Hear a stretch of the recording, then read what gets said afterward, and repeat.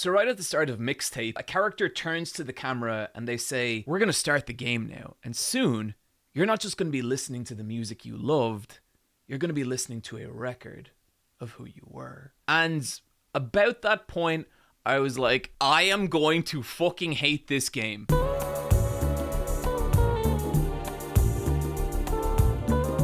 So Mixtape recently came out, and it is by far one of the most divisive games of the entire generation. I have not seen review scores this split since the original Deadly Premonition. But whenever this happens a game, I get kind of fascinated, because the kind of game that gets me the most excited is not like a game that gets like 8 and 9s out of 10s. A lot of those games I don't really care about. I love it when I see a spread of reviews and we have 10s and we have 2s. And oh my god, is that what Mixtape is. Depending on what part of the internet you go to, you have people saying that this is a 10 out of 10 game of the generation, and you also have people saying that this is a 1 out of 10 piece of garbage. And if you'll allow me to play the enlightened centrist for a moment, I hate centrism, but you'll see where I'm going here. I'm not really here to disprove or argue with either of those opinions. I can absolutely look at this game and see why someone would have a visceral reaction to it one way or another. But I think it's worth exploring what this game is doing and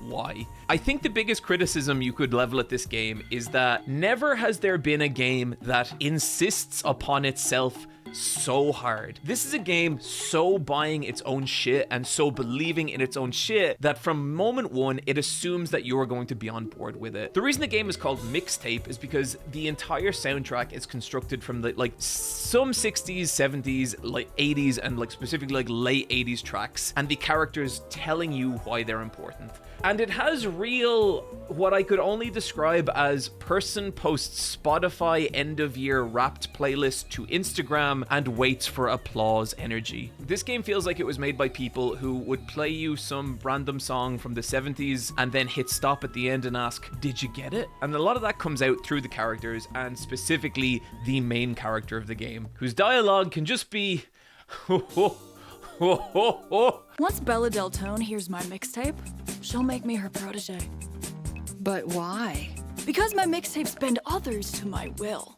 It's a strange, almost cosmic talent. So that has really pissed people off, but it has also kind of, I feel like, contributed to this second criticism, and that's that Mixtape is not a real video game. That there's nothing you really do in it, and part of that is because the game has no fail states. The way this game works is that you'll be walking around one of the three characters' bedrooms, and as you do, you'll be picking up photos or little trinkets or just these little items from their pasts. And when you do that, you will be teleported to a kind of mini game that lasts I'd say anywhere from a minute to 5 minutes. And over the course of that mini game, you will kind of be taken on this little adventure through their memories, them sneaking into an old dinosaur museum, them toilet papering a house, or just all these different kind of scenarios. And I think what's really pissed off a lot of people online is this idea that there's no challenge to these games. You can't really fail them. There's not a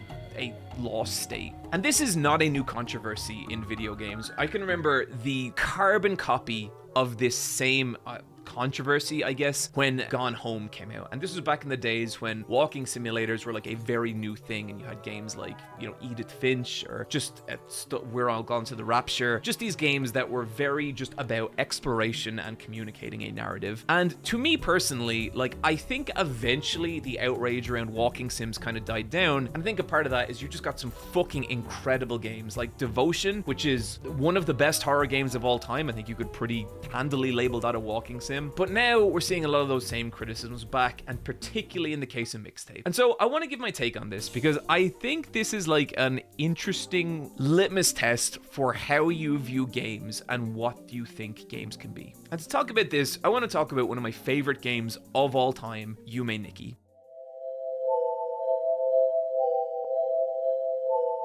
Yume Nikki is this RPG Maker game from, Jesus Christ, I don't even know. The like mid to late 2000s is when I first discovered it, but I bet it's way earlier than that. And this is a game where you wake up in bed as this girl and you go into this dream dimension. You can try and go outside the apartment, you can't do it. You go back to bed and you get teleported to this like weird lobby of like a bunch of different doors. And you go into those doors and each one results in this weird kaleidoscope of these strange and like just bizarre worlds. And Yume Nikki can be a very frustrating game for people to first play because like there's no battle, there's no dialogue, there's no explanation as to what's happening. There's nothing that can give you like a story or like a path forward or anything, and it's just about you walking through these environments. But the thing about Yume Nikki is that like you have to kind of meet it on its own terms. You can't go into this game hoping that it's like a Final Fantasy or a Doom or like a traditional RPG in any sense at all. If you want to enjoy this game, you kind of just have to be like willing to give yourself over to the experience it's trying to create. And when you do, when it clicks, it's a fucking powerful ass experience. Like I really recommend people play Yume Nikki by like putting on a pair of headphones, waiting till after midnight and just going with it, just seeing where the game takes you and seeing what you discover. Because if you do, it is this kind of very surreal, liminal and weird experience that was like unlike anything else I've ever felt. And I've never beaten Yume Nikki. You can beat it, there is a way to beat it, but for me it's like a game I throw on every couple of months and I just fucking get lost in, and I always find new weird shit. I always experience it in like a different way, and I love that about it. And if I was going into it being like, well no, I want this game to be a different kind of game, then it would be something else. Yume Nikki and Mixtape are not alike at all. But when I see people criticize like it lack of fail states or stuff like that, it kind of brings me back to that amazing quote I made up before: the Mona Lisa is the worst automobile ever created. You know, you can't judge something by what it isn't. You kind of just have to look at it and be like, what is it? And when I do that, I can absolutely see things in Mixtape that I don't like. I don't like how the characters talk. I don't like how the characters talk specifically about music. They talk about music in a way that just makes me want to fucking pull my teeth out. And I feel like specifically the reason it bothers me is because obviously the music in this game is very important to the people who made it, to the point that there isn't even like a streamer soundtrack on this. It's all like actual official songs from real life and the characters actually talking about them. But the thing is, most of these songs are so far outside like my kind of music. Like there was a David Gray song that I recognized, there was a Smashing Pumpkins one, and I thought at one point they were going to play Danger Zone, but I don't think they did, I can't remember. But anyway, it's just not my kind of shit. And so when the characters were constantly like, and now we're gonna play this other fucking shit you've never heard of, it didn't work. It didn't hit me. But that said, I understand how if this music was like a part of your childhood and a part of you growing up, it could be like a way more powerful experience. I think another thing I don't like about the game is it maybe leans a little bit too hard into like nostalgia porn.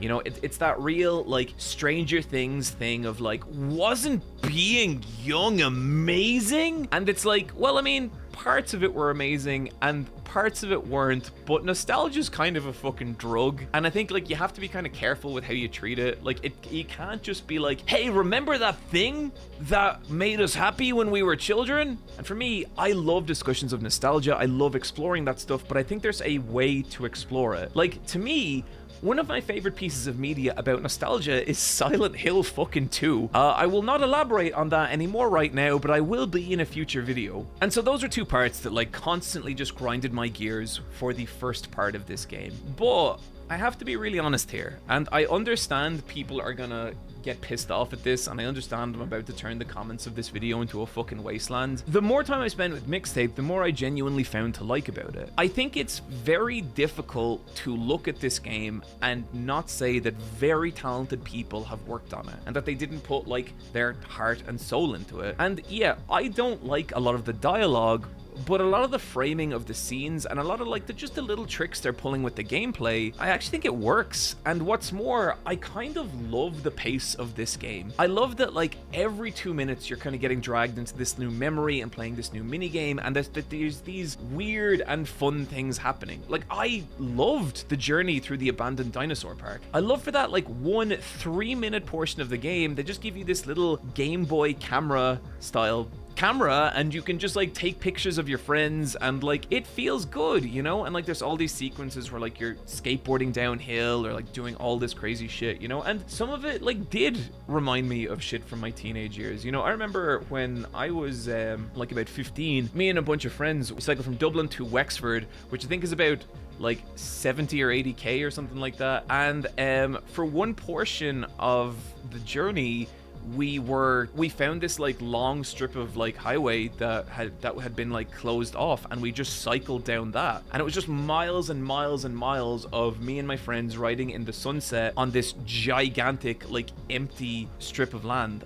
And it was fucking brilliant. It was really, really cool. And I think when this game hits, like when this game really, really hits, there's moments like that are that feeling. And the thing is, I don't think the addition of a fail state would make that better. In fact, I think it would make it worse.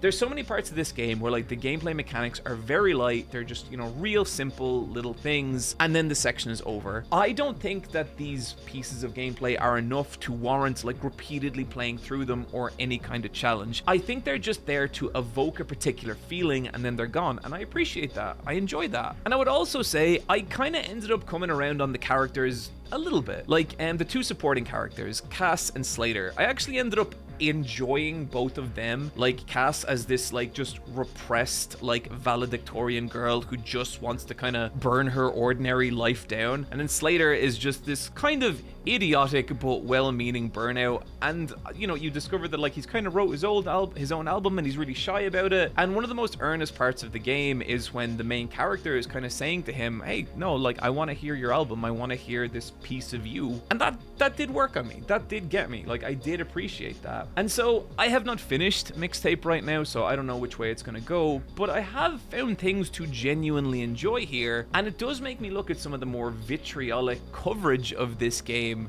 and kind of tilt my head a little bit. And I say coverage specifically because what I am not saying is that I would ever disagree with someone who like disliked this game even strongly. This is a game that is absolutely, again, huffing its own fumes, and you're either kind of in for that or you're not. And like, I disliked parts of it, and I can see someone disliking it way, way more than me. I think maybe the only thing about it that kind of bothers me is I do feel like you are seeing that repeated pattern in like games media. And when I say games media, I'm not just talking about like traditional journalism. I'm talking about the way that like YouTube, that online social media has kind of calcified around this game, where all of a sudden it's this like frothing at the mouth, people fucking furious at this game. And like, I've played the majority of it at this point, and I just don't see that much here to get like really like angry about. There's absolutely shit you can make fun of, but I feel like this is being framed as some attack on like traditional games, and I just don't see it as that. You know, for me, like right now I'm playing through Pragmata, I'm playing Mugenics,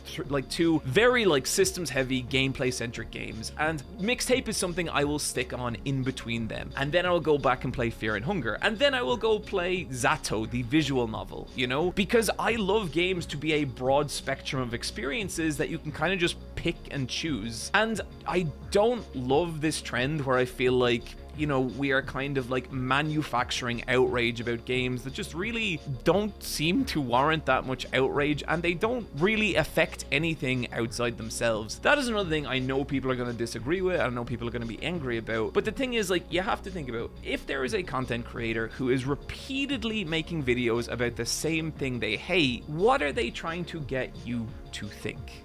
You know, why are they doing it? Are they doing it because they genuinely have something interesting to say? Or is it because they want to feed the content mill? And like, you know, if you watch my content, you'll know how broadly against the content mill I am. I think people should say shit with their chest, and they should make videos they believe in. But a lot of the coverage I'm feeling of this game, it does feel like something else. It does just feel like this other manufactured outrage. And like, on that subject, I'm gonna say something.